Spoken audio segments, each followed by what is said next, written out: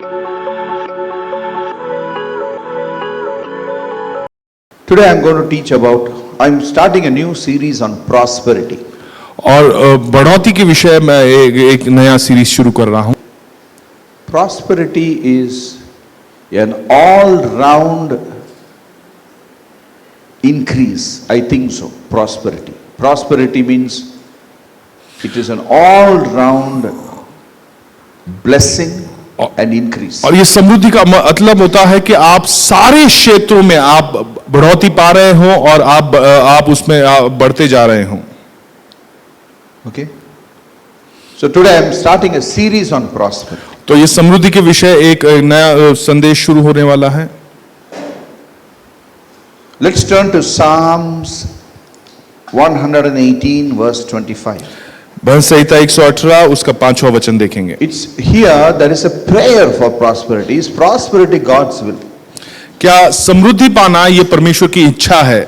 See, many believers, many righteous people, they have a genuine doubt that whether prosperity is good thing or a bad thing. और बहुत सारे सच्चे ईमानदार धर्मी विश्वासी ऐसे हैं जो उनका एक सवाल है, क्या समृद्धि पाना ये परमेश्वर की इच्छा है? Psalm 118 verse 25. Can we read? भजन संहिता 118 उसका 5वां। ये एक प्रार्थना है। It is a prayer. एक प्रार्थना है। Now let's pray. Save now, I pray, O Lord.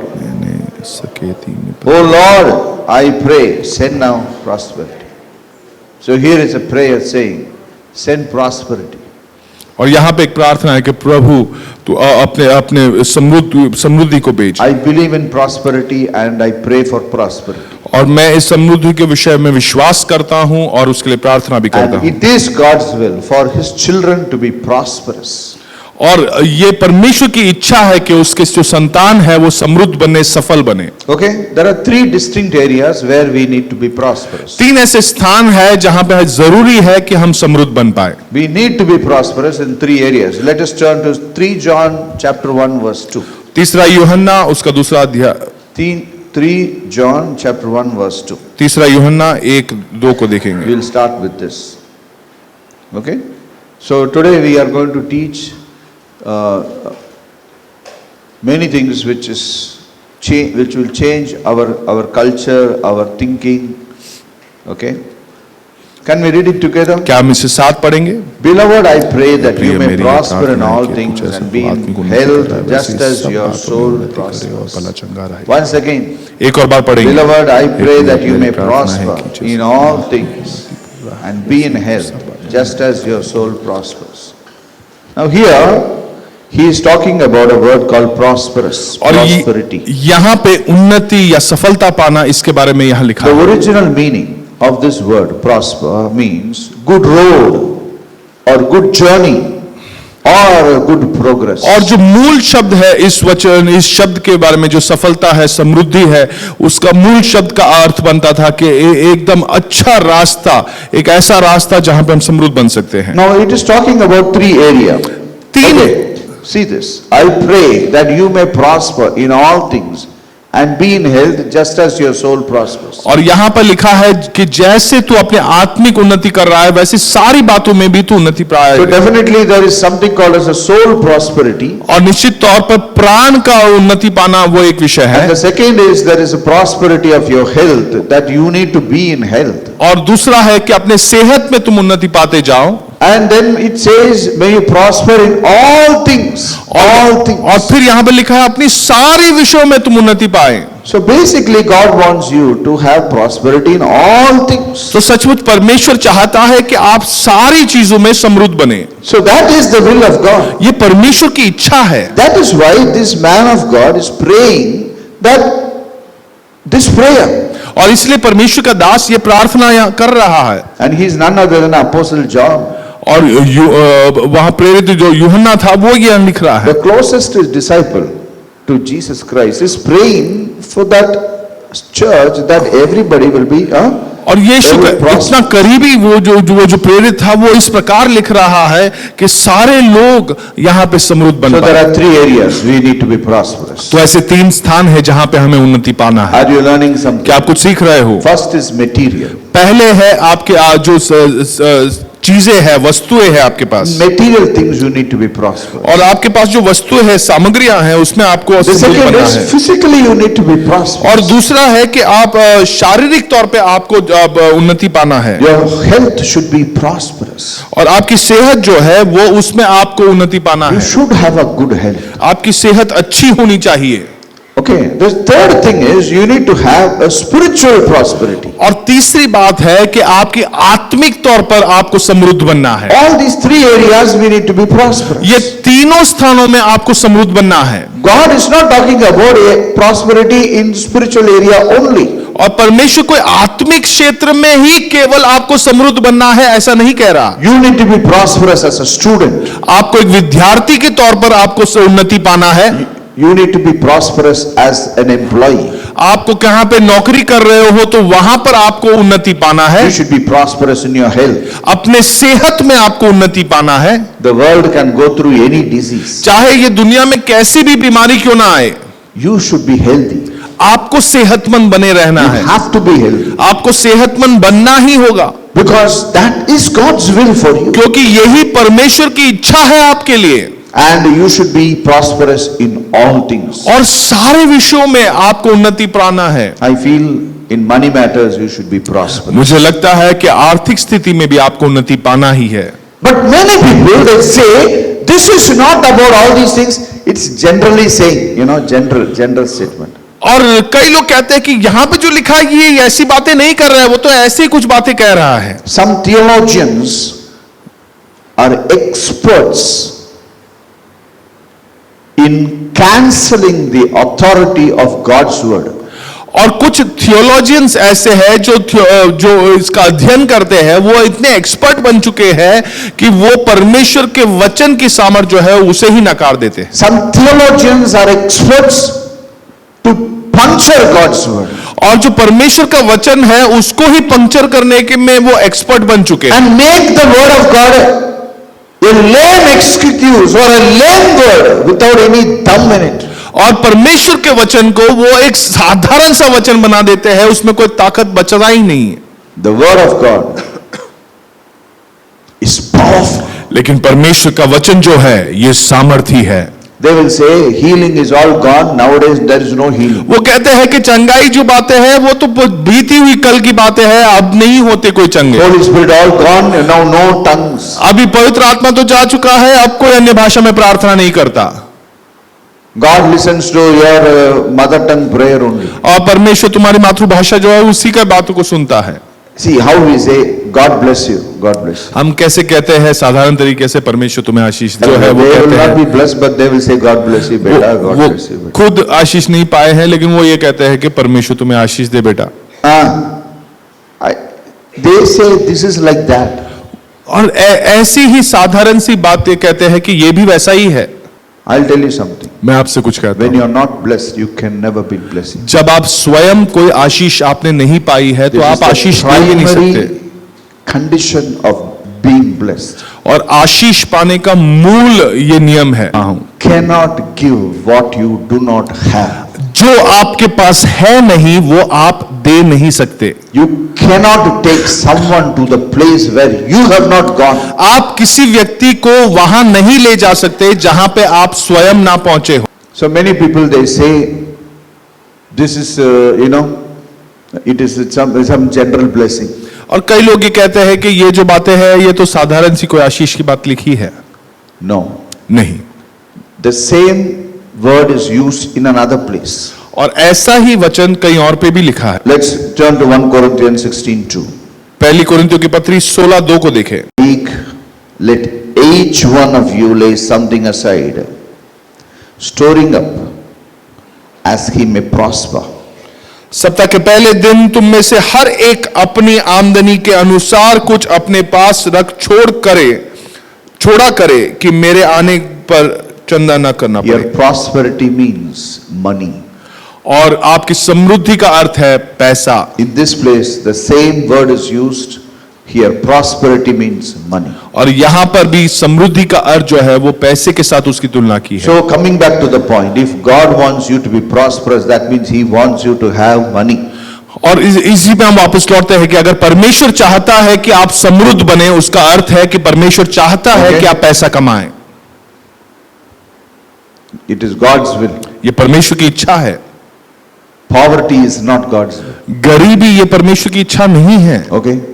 And some people think like this. If money comes, we may kick God out of our और life. कुछ लोग ऐसा भी सोचते हैं अगर पैसा हमारे जीवन में आएगा तो हम परमेश्वर को अपने जीवन से बाहर निकाल देंगे। Okay?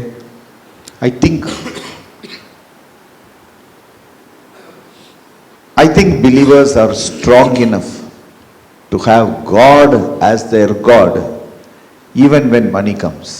और मुझे लगता है कि विश्वासी लोग जो है वो इतना तो ताकत रखते हैं कि परमेश्वर उनका परमेश्वर बना रहे जब पैसा आए तभी भी। If a believer kicks God out when money comes, that means the believer is not a believer. अगर कोई विश्वासी परमेश्वर को बाहर धकेलता है जब पैसा आता है तो उसका अर्थ है कि वो सचमुच कोई विश्वासी नहीं था। Everything should be put in the right place. Then सारी I think बातों there को- won't be any problem. हर एक वस्तु को आपको सही स्थान पर उसे बिठाना है, तब आपके जीवन में परेशानी नहीं होगी। Many young people are religiously brainwashed by these poverty teachings. और कई सारे जवान लोग जो है उनको दिमाग को भटका दिया गया है इस गरीबी के शिक्षण से लेकर। We need to teach them the New Testament truth. हमें उन्हें नए नियम की जो सच्चाई है उसे सिखाना है। Hmm? Without knowing what the Bible says, they limit God with their own thinking of poverty. और बाइबल क्या कहता है इस बात को न जानकर वो परमेश्वर को ही सीमित कर देते हैं और गरीब बनते हैं। Huh? This erroneous teaching, it's very difficult to change because the leaders have taught these truths for centuries. और इन बातों को जो सिखाया गया है इन्हें बदलना होगा, क्योंकि कई शतकों के लिए इन अगुओं ने इन बातों को सिखाया They है। are diehard in poverty.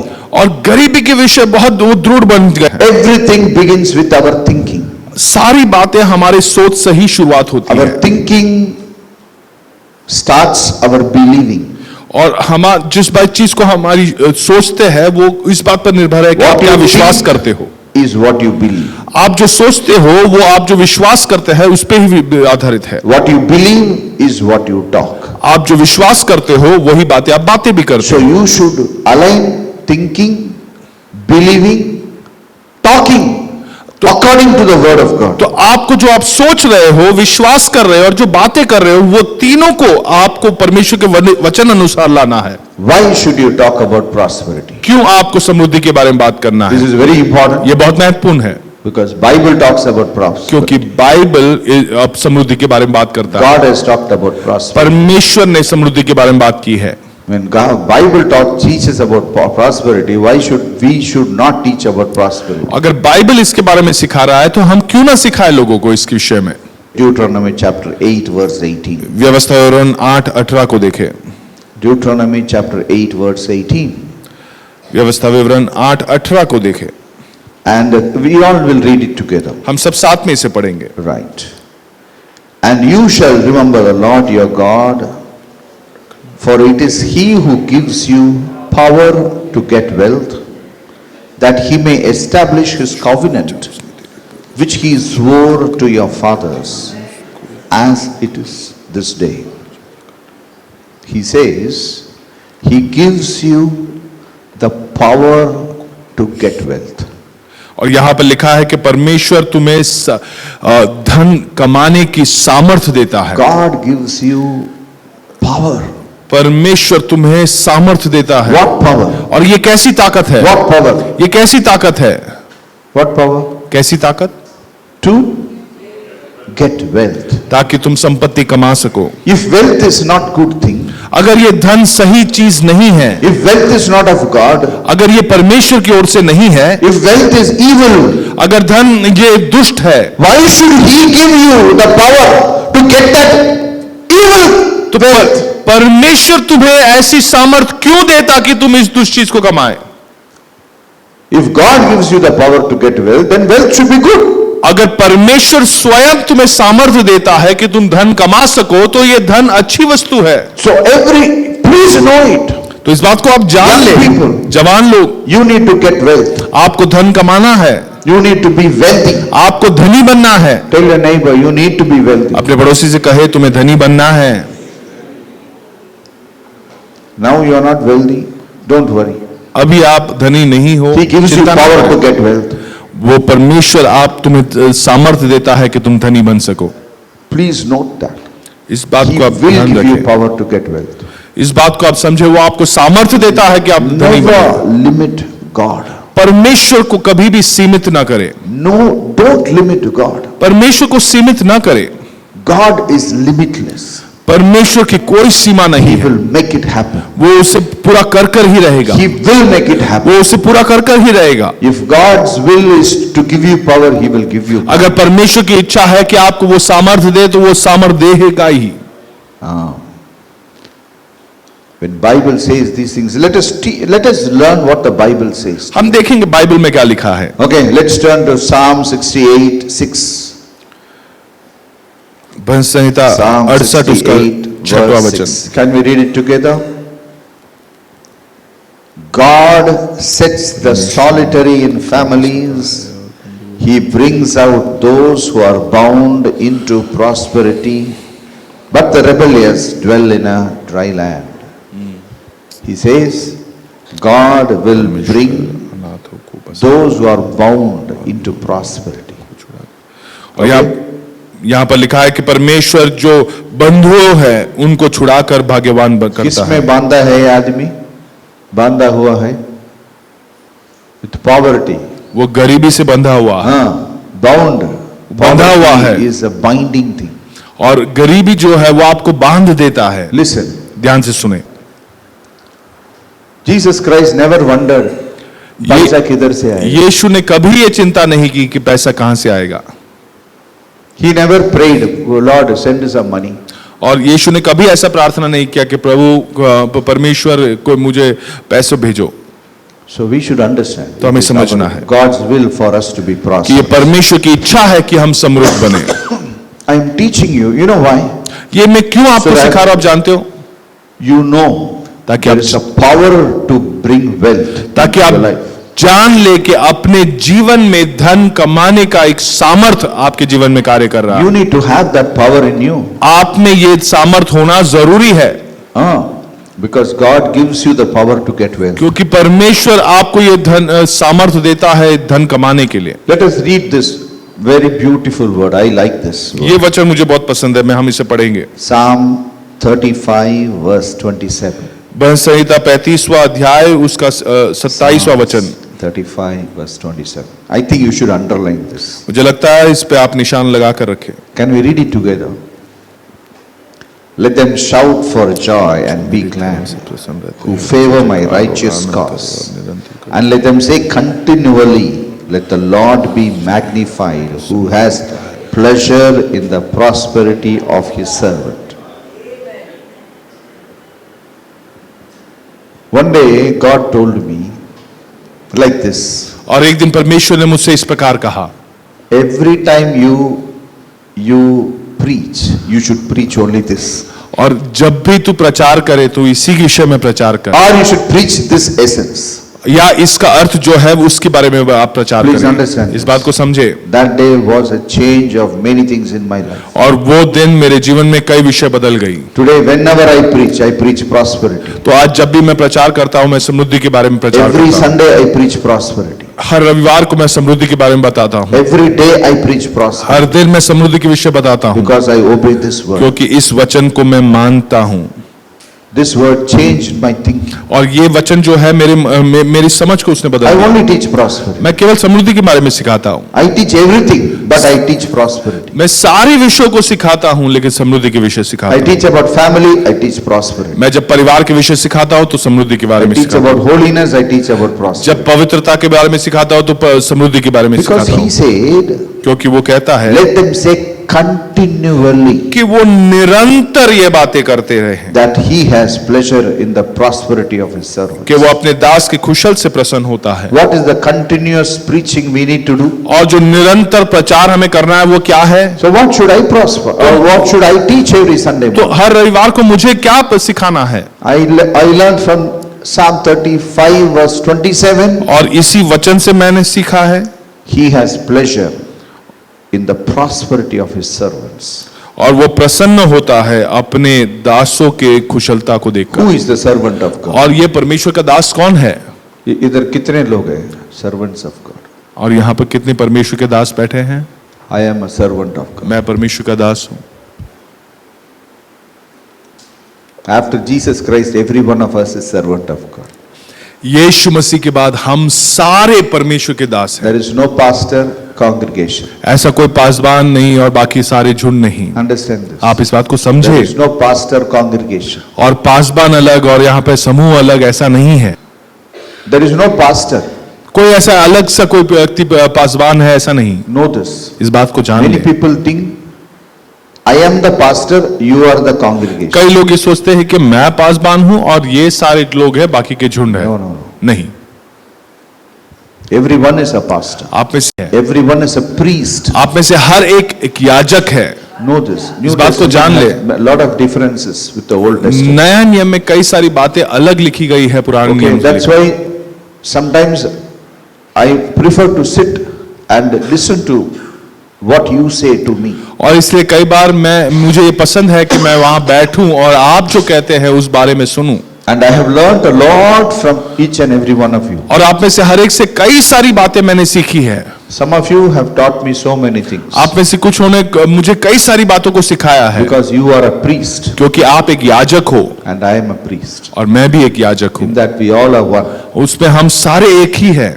So we should know तो हमें that God wants His servants to be prosperous. तो हमें जानना है कि परमेश्वर चाहता है कि उसके दास कुशल बनते रहे। Yeah. So serve God. आप परमेश्वर की सेवा करें। It's good to say I am a servant of God. और ये अच्छी बात है ये कहना कि मैं परमेश्वर की सेवा But are करता you हूँ। serving God? क्या लेकिन आप You have सचमुच to परमेश्वर serve की God. सेवा कर रहे हो? If आपको you have करना not है। served God till now, you begin to serve God. अगर आप अब तक आपने नहीं किया है तो आप शुरुआत करें परमेश्वर की Begin to सेवा serve करना। God. परमेश्वर की सेवा करना। Begin to pray. आप प्रार्थना करना शुरू Don't करें। only pray for you, और your own self, your own personal needs. केवल अपने आप के लिए, अपने परिवार के लिए या अपने ही जरूरत के लिए आप केवल प्रार्थना ना करें। Somewhere you need to break that mold और इस तरीके को आपको कहीं तो तोड़ना ही है and begin to minister to someone. और आपको शुरुआत करना है कि किसी और की सेवकाई आप करें। Please understand this. इस बात को समझे। Begin to touch someone first. किसी न किसी को यीशु मसीह के लिए छूने की शुरुआत करें। How house of prayer is formed? ये हाउस ऑफ प्रेयर कैसा बना?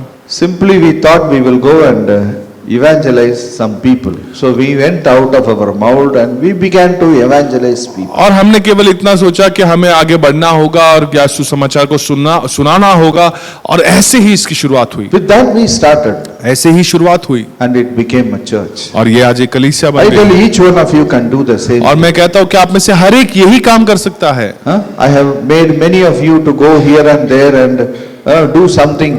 Start a small thing, start a small thing. I tell you, you start a small thing, it will become a huge thing. और मैं आपसे कहता हूं कि कईयों को मैंने आपको तैयार किया है कि आप जाए और छोटी छोटी सभाओं को शुरुआत करें। आप एक छोटी सी सभा को शुरू करते हैं, वो बड़ा बन जाता है। You all can do mighty things. ये आप सब कर सकते It is हैं। God's will for us to be prosperous. ये परमेश्वर की इच्छा है हम में से हर एक समृद्ध बन पाए। Okay, let's read one more verse. Isaiah 48:17. यशाया उसका 48वां वचन, Okay. 70वां वचन। Yes. We'll read it together. हम इसे साथ पढ़ेंगे। Thus says the Lord your Redeemer, the Holy One of Israel, I am the Lord your God, who teaches you to profit, who leads you by the way you should go. Friends, He will teach you to profit. और यहां पर लिखा है कि परमेश्वर तुम्हें सिखाएगा कि कैसे लाभ कमाया जा सके। He will teach you to profit. और वहां लिखा है कि वो आपको सिखाएगा कैसे लाभ कमाना है। He will teach you. परमेश्वर आपको सिखाएगा। He will teach you how to make profit. परमेश्वर in your business. आपको सिखाएगा कैसे अपने व्यापार में आपको लाभ कमाना है। Don't follow the world. आप दुनिया के पीछे ना मत चले। Seek first the kingdom of God and His righteousness. पहले तुम परमेश्वर के राज्य और उसकी नीति के खोजी बनो। He will teach you to profit. वो तुम्हें सिखाएगा कैसे लाभ कमाया जा सके। Today, many of us, we think we are helping God so much, I have seen people grumbling and serving God. और मैंने कईयों को देखा है जो आज सोचते हैं कि वो परमेश्वर की बहुत मदद कर रहे हैं, लेकिन वो कुड़कुड़ाते हुए पर कुछ सेवा कर रहे हैं। I tell you, you are enough.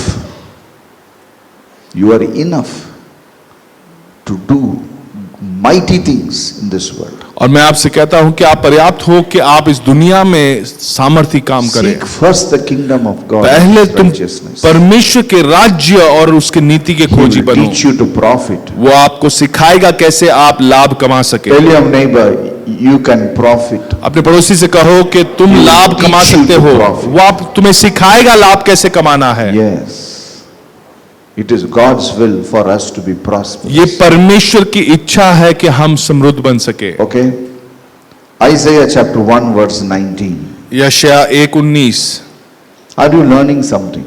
क्या तुमको सीख Because रहे we हो? should know why we are teaching prosperity. क्योंकि आपको जानना है कि क्यों हम समृद्धि के बारे में सिखा रहे हैं। Many people are not prosperous because they don't know it is God's will for them to be prosperous. कई सारे लोग ये समृद्ध नहीं है क्योंकि वो नहीं जानते कि ये परमेश्वर की इच्छा ही है कि तुम समृद्ध बनो। Yes. Isaiah 1:19. यशायाह 1:19। Can we read it together? क्या हम इसे साथ पढ़ेंगे? If you are willing and obedient, you shall eat the good of the land. If you are क्या लिखा है? अगर If you तुम are- क्या करोगे? willing and obedient, अगर तुम आज्ञाकारी बनते हो और मेरी बातों को मानते हो, you will eat the good of the land. तुम देश के उत्तम पदार्थों को खाओगे। Some people eat pani puri and they think they have eaten the good of the land. कुछ लोग पानी पूरी खाकर ही ये खुश हो जाते हैं कि उन्होंने Yeah. इस देश का सबसे उत्तम पदार्थ खा लिया है। Understand this.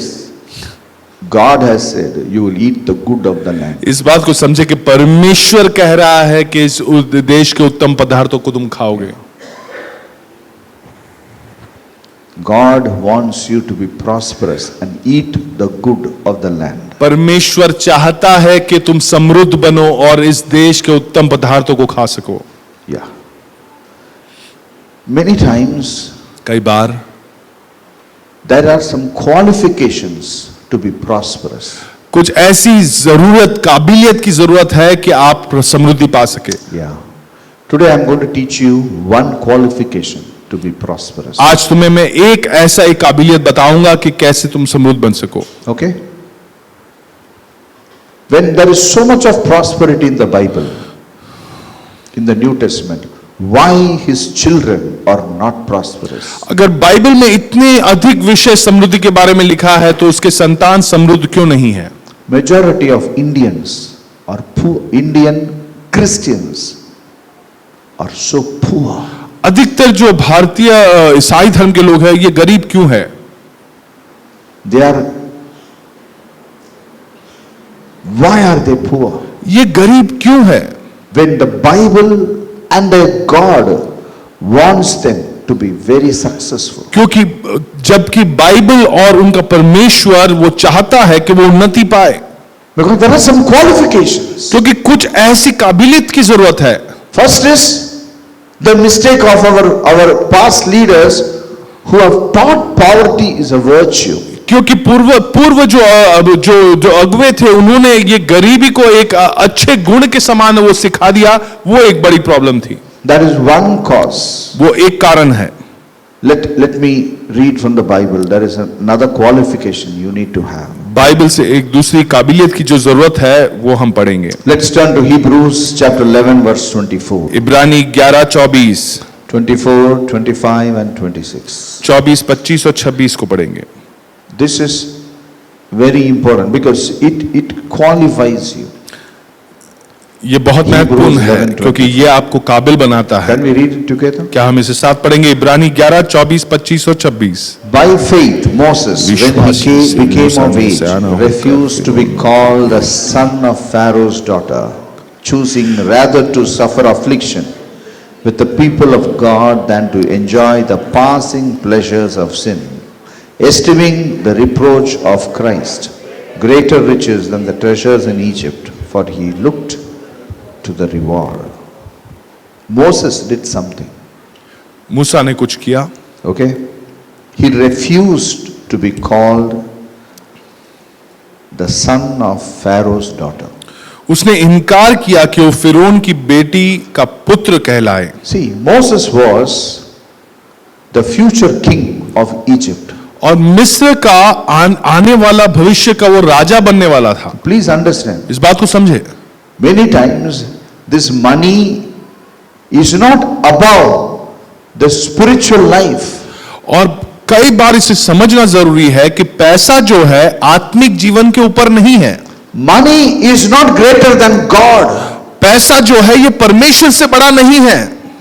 God is the object of worship. परमेश्वर ही है जो आराधना की योग्य है। Money need to be under your legs. पैसा जो है वो आपके पैरों के नीचे होना चाहिए। God need to be above your head. और परमेश्वर जो है वो आपके सिर के ऊपर होना चाहिए। Many times we mix this. कई बार हम इसे आपस में मिला देते We हैं put money above our head and God under our legs. और पैसों को हम अपने सर पर रख लेते हैं और जो परमेश्वर है उसे अपने पैरों के नीचे। There is a priority. और यहाँ पे प्राथमिकता की कुछ बातें हैं There is a very distinct priority. और यहाँ पे बहुत ही साफ प्राथमिकता दिखती है। God is God. परमेश्वर वो परमेश्वर है। I'll tell you. मैं आपसे कहता हूं Money is not, never becomes God. पैसा जो है वो कभी भी परमेश्वर नहीं बन सकता। I will say one thing. मैं एक बात कहता हूं, If something in my life is disturbing my relation with my God, I will put that something out of my life. अगर कोई भी ऐसा विषय है जो मेरा रिश्ता परमेश्वर के साथ जो है उसे परेशान करता है, उसे उलझता है, तो उस विषय को मैं बाहर ही फेंक देता हूं। In Moses' life, मूसा के जीवन में it is the future king.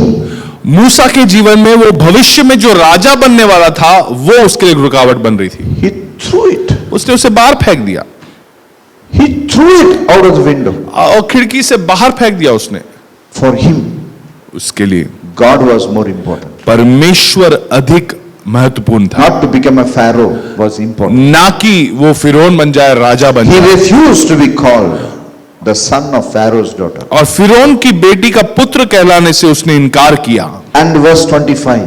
25वें वचन में लिखा He है, chose rather to suffer affliction with the people of God than to enjoy the passing pleasures of sin.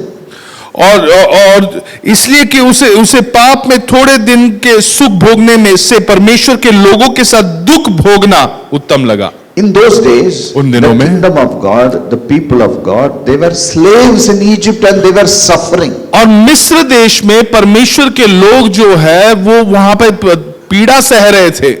So he kicked the palace out of his life and he came and lived with them. तो उसने जो राजमहल था उसे छोड़कर इन लोगों के साथ वो आकर रहने लगा। And in that there something happened, so he has to be in that level. He was outside the country for 40 years. और वहां पर कुछ और बातें घटती है और वो देश छोड़कर उसे 40 साल और अलग जीना पड़ता है। He kicked the palace out of his life. और उसने उस राजमहल को अपने जीवन से बाहर धकेल के फेंक दिया। And he chose to live with the poor people. और उसने ये चुना कि In poverty. गरीबी में, Please understand. इस बात को समझे, There is a qualification to be prosperous. एक योग्यता की जरूरत है आपके जीवन में कि आप समृद्ध बन सके। Next. अगली बात, He esteemed the reproach of Christ greater than the riches than the treasures in Egypt. और उसने मसीह के कारण निंदित होने को मिस्र के भंडार से बड़ा समझा। For him, Christ was more important than the treasures of this earth. मूसा के लिए वहां पर मसीह अधिक जरूरी था, महत्वपूर्ण था उस मिस्र के सारे धन संपत्तियों से बढ़कर। I'll tell you something. There is a great prosperity waiting for his children in this season, in these days. इन ऋतुओं में, इन दिनों में एक बड़ी सी समृद्धि परमेश्वर के संतानों की राह देख रहा है। Because the wealth of the world is going to be transferred into the born again believers' lives. क्योंकि दुनिया की जो संपत्ति है उसका जगह बदलकर, वहां से बदलकर परमेश्वर के नए जन्म लिए हुए विश्वासियों पर जाने वाला है। Okay? And God is raising up the right guys and girls to come forward to take over the responsibility of, inheriting the wealth transfer. और परमेश्वर राह देख रहा है कि ऐसे परमेश्वर के दास, ऐसे बेटे बेटियां उठ खड़े हुए और वो आकर वो इस स्थान को ग्रहण कर सके। So he is preparing. और वो तैयार कर रहा These है। are the seasons where God is preparing his children. और वो ऋतुएं हैं जब परमेश्वर तैयार कर रहा है। We may be saying he is rich and she is rich. Hey, stop. और वो शायद से ये कह रहा है कि ये धनी है, वो धनी है। आप You will ध्यान be से सुने, rich. आप धनी बने, But where are you? लेकिन आज आप कहां पर हो? What are you doing? आप क्या कर रहे हो? What are your priorities? आपकी प्राथमिकताएं क्या है? Today when children of God, they don't come to church because they work on Sundays. और आज कई परमेश्वर की संतान है जो कलीसिया नहीं आ पाते क्योंकि वो रविवार के दिन कहीं नौकरी कर रहे हैं। That is a clear indication that God is under your legs and money is above your head. और ये एक साफ चिन्ह है कि परमेश्वर आपके पैरों के नीचे और पैसा आपके सिर के ऊपर है। Many people have so many excuses. Studies. कई लोगों Studies के is pass the biggest excuse for children not to do the things of God. और कई सारे लोग के पास ऐसे कई सारे कारण वो बताते हैं, वो कहते हैं कि पढ़ाई करना है। कई सारे विद्यार्थी ये कहते हैं कि उस दिन पढ़ाई करना Your है। study should be under your legs. आपके पैरों के नीचे होना चाहिए आपकी पढ़ाई। Whatever you put above your head will rule you. जो कुछ आपके सिर के ऊपर आप चढ़ाकर बिठाते हो वो आप पर राज्य करेगा आगे Your बढ़कर। money should be under your legs. आपके पैसे आपके पैरों के नीचे होने चाहिए। Your position should be under your legs. आपकी जो स्थान है आपके नौकरी के स्थल पर वो आपके पैरों के नीचे होना चाहिए। That's why when you come into the kingdom of God, you roll your sleeves and you sweep the floor. Not because you are a servant outside. Probably you are a CEO. और In the इसलिए kingdom of God, you roll your sleeves because the kingdom of God becomes bigger than me and my position. और इसीलिए परमेश्वर के राज्य में जब आते हो तो आप तैयारी के साथ आते हो और आप यहाँ झाड़ू लगाने के लिए भी तैयार हो जाते हो क्योंकि बाहर शायद से आप सीईओ होंगे लेकिन परमेश्वर के राज्य में आप सेवा करने के लिए तैयार हो। Sometimes young people, they work the whole night and come in the Sunday morning and they sleep. और कई बार ऐसा होता है कि जवान लोग आते हैं, पूरी रात उन्होंने नौकरी की होती है और यहाँ पर आकर वो फिर सोने What लगते is हैं। your priority? आपकी प्राथमिकता Your क्या है? God or your money? आपका परमेश्वर या आपका पैसा? You put your money under your feet. आपके पैसे को आपके पैरों के नीचे Put रखे, your business under your feet. आपके व्यापार को अपने पैर के नीचे रखे। Moses put the throne under his feet. मूसा ने उस सिंहासन को अपने पैरों के नीचे रख दिया था He put the treasures of Egypt under his feet. और मिस्र की सारी धन संपत्ति उसने अपने पैरों के नीचे रख What is दिया। motivating you? आपको क्या प्रेरित कर रहा है What is driving you? और आज आपको क्या आगे लेकर जा रहा Your है? job is driving क्या you. आपकी नौकरी आपको आगे ले जा रही है? Your money is driving आपका you. पैसा Your आपको आगे ले जा रहा education, है? आपके जो शिक्षण है you will pay for that. आपको इसका दाम चुकाना When you होगा। make a mistake, जब आप गलती करते हो it will definitely you have to bear the expenditures. तो उसका दाम आपको चुकाना पड़ता है। My friends, दोस्तों, put God as number one in your life. परमेश्वर को अपने जीवन में प्रथम स्थान दो। Young people, जवान लोग, you put God as number one आप- in your life. परमेश्वर को अपने जीवन में प्रथम स्थान Put दो। your job under your feet. अपनी नौकरी को अपने पैरों के नीचे रखना, Put your qualification and education under your feet. अपनी योग्यता और अपनी काबिलियत, अपने शिक्षण को अपने पैरों के नीचे Put रखना। your God above you, above your head. He is पर- the only object you can worship. और परमेश्वर को अपने सिर के ऊपर रखना, वो एकमात्र केवल काबिल है जो आराधना के। You understand what I'm saying? क्या आप समझ पा रहे हो मैं क्या कह रहा हूं? Moses paid a price. मूसा ने एक दाम चुकाया That is the price you will pay. और यही दाम है जो आपको चुकाना है। You should become qualified to be prosperous. आपको योग्य बनना है कि आप समृद्ध बन सके।